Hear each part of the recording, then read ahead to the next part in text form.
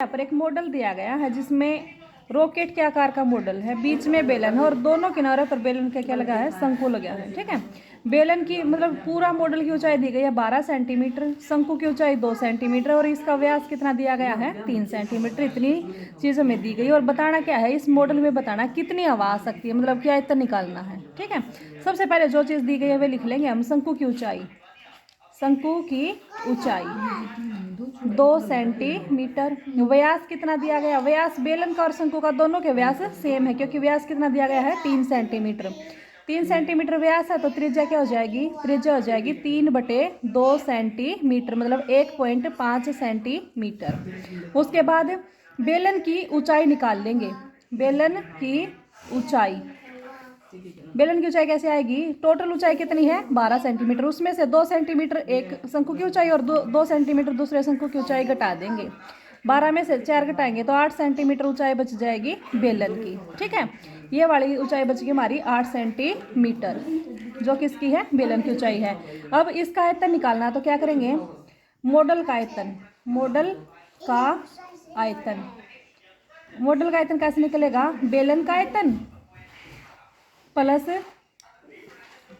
2 शंकु का, 2 गुणा शंकु का आयतन। सबसे पहले बेलन का आयतन निकाल लेंगे। बेलन का आयतन, बेलन का आयतन कैसे आता है, पाई आर स्क्वायर एच। पाई की वैल्यू 22/7,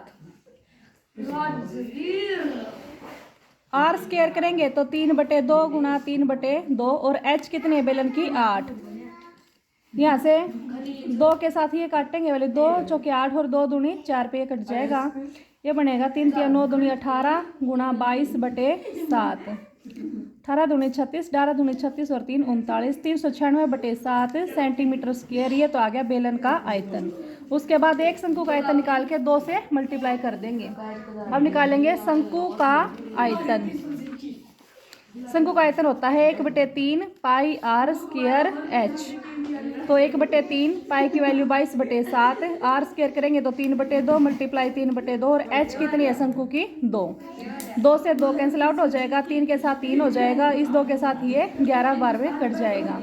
11 33/7 सेंटीमीटर स्क्वायर आ गया एक शंकु का आयतन। और शंकु कितने इस आकृति में हमारे पास 2, तो 2 से मल्टीप्लाई कर लेंगे तो दोनों शंकुओं का आयतन क्या हो जाएगा, दोनों शंकुओं का आयतन 2 गुणा 33/7 मतलब कि 66/7 सेंटीमीटर स्क्वायर। अब निकालना क्या था, पूरे मॉडल का आयतन निकालना था, तो मॉडल का आयतन हो जाएगा, मॉडल का आयतन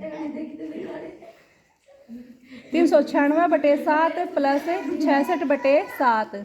7 यहाँ पे एलसीएम आ जाएगा क्यों, दोनों के डिवाइड में कितना है 7, तो ये ऊपर वाली दोनों वैल्यू को जोड़ देंगे। 6 6 12, 9 6 15 और 1 16, 3 और 1 4, तो 462/7 सेंटीमीटर स्क्वायर क्यूब हमारा आयतन हो जाएगा।